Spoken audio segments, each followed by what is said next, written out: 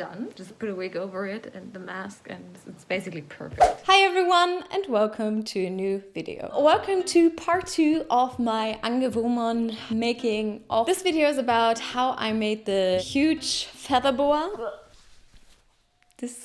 And also the helmet and the cowl. The first part is about me making the wings, and the third part is about the bodysuit, the bra armor, the glove and the shoes. So let's start.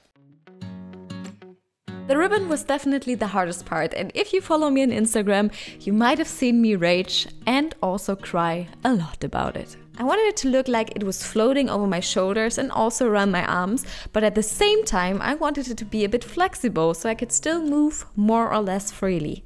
I tried to build a construction made out of felt and wire, I tried to heat a PVC board, but nothing really worked. This was a challenge, and it took me 3 tries before I finally came up with a solution. But at this point I was so angry that I stopped filming my 4th try because I didn't think this was going to work anyway. And who would have thought? It finally did! But this also means that I'm missing a bit of footage, but I hope you get the idea anyway. So let me explain what I did. The base of the arch is made out of 5mm EVA foam. I cut a V-shaped channel along the foam into which I glued some wire. It's the same wire I used for my wings, so check out that tutorial if you haven't already. I then glued some thin white fabric on top of the foam just to secure it. The part around my arms is made out of 2 layers of 2mm foam glued onto each other. I wanted those parts to be a bit thinner than the arch above my head, but I don't know if that made any difference in the end, or sense for that matter. The part around my arms is flexible because it's not just one piece of wire, but 2 pieces that I connected with a bit of tape so that they could function as joints. Please appreciate this absolutely wonderful drawing. You're welcome. All of this was so complicated, but I hope it kind of makes sense. I then covered the foam with fabric, and this is where the next problem started popping up. Because the ribbon isn't just one straight piece, I couldn't just sew a tunnel and push it over the foam. No, I had to sew it on by hand, and this took forever. I cut out about 8 long strips and sewed them together so that I would end up with 2 long strips. I offset the seams and made sure to hide them at the back so that it actually looks like one long piece of pink fabric. But it's not. At least I could sew one edge together by machine and then drape it around the foam. I used so many sewing clips here and I couldn't recommend these more. You should all get sewing clips because they make everything easier. This video is sponsored by sewing clips. Just kidding. I glued on one side of the fabric to secure it and then sewed it on by hand. This technique is called ladder stitch and you end up with no visible seam. It's pretty cool, but it takes forever. Once the foam was completely covered, I could work on the feathers at the end. I first drew a pattern in Illustrator that I then printed out. I initially wanted to make them out of foam and then cover them with fabric, but that didn't work out. What a surprise! It was too chunky, so I ended up making them out of 2 layers of fabric with 1 layer of interlining in between. I cut out the fabric using my pattern and ironed on the interlining. I used a little bit of glue to secure the top fabric, let it dry and sewed it together. I carefully cut the edges, but leaving a bit more fabric around the tip of the feathers. This was important because I then sewed along the edges with a zigzag stitch, and otherwise the machine would have eaten up all the fabric. After that, I also cut the edges along the tip.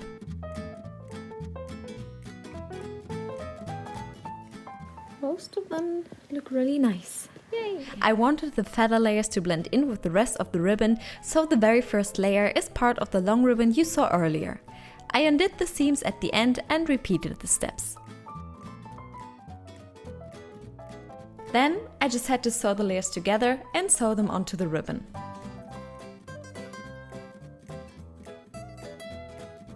So here's a close look at the feather part. There are 5 layers at the front and 3 at the back. Why only 3? Because I was this close to going crazy and just wanted to be done with it. To attach it to my body and still get the illusion of it hovering over my shoulders, I was working with acrylic glass and magnets. I cut 2 small strips of acrylic glass with a Dremel that I then heated up with a heat gun and bent it in shape. I drilled in little holes at each end to screw it into the back plate and attach magnets to the front. I also added 2 thin steel plates to the ribbon so that I could easily attach that. By the way, this is how I'm starting the ribbon, and I just leave this up to your imagination. The cowl. Apparently, this is the part of the making of series where I talk about everything that went wrong. I first tried making a pattern using my own hat. I draped myself in plastic wrap and tape and drew on the lines where the cowl would be. This went absolutely great, as you can see. I think it's done. I think I will just leave it like that and then just put a wig over it and the mask, and it's basically perfect. Nothing works. I'm desperate. Yeah. Okay, this is the fourth try before I'm going completely crazy, and I'm trying this again now with a styrofoam head. This is not my size, but I hope I can just adjust it because it doesn't work if I just do it on my face without any help because I have no one to help me. My boyfriend is completely useless when it comes to that. I didn't say that. So I will cover that now with plastic wrap and tape and see if I can make a pattern that actually works. Stay tuned. At some point I ended up with a pattern that actually worked and sewed the pieces together. It was a bit too tight towards the neck, so I had to attach another piece, and this time I needed a real person. Oh, I joked to you. She didn't ask, by the way. She just walked in. Started doing this. After having a nice pattern for the neck, I could trace it onto the fabric and sew it to the rest of the cowl. I tried this with some leftover fabric first to not ruin the actual fabric. Then I just had to add the facing to the corners and a zipper on the back. I'm actually quite happy how it turned out because it fits my face very well and stays in place without having to add any sort of adhesive tape. The helmet. I once again took my styrofoam hat and created a pattern by draping plastic wrap and tape around it. I then drew on the rough shape of the helmet and some seams.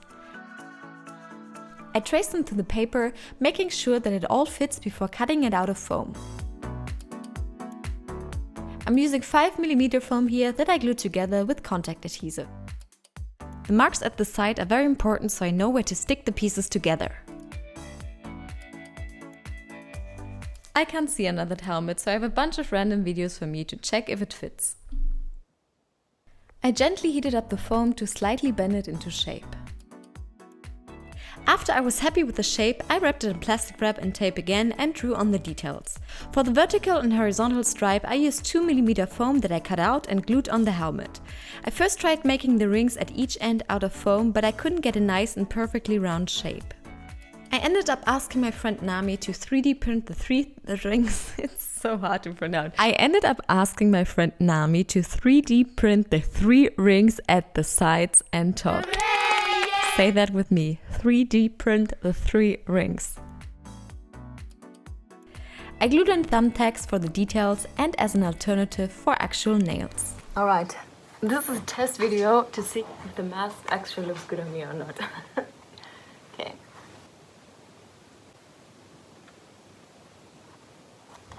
Let's find out. Once all this was done, I spray painted a few layers of Plasti Dip and then covered it in metallic spray paint. Oh, and because this is a video where nothing seemed to work, I was using my airbrush to add a darker layer on top, but nothing really came together and I couldn't get a nice and smooth finish. It's okay, but I might redo the paint job at some point. I masked the part of the helmet to spray paint another silver metallic layer to highlight the details.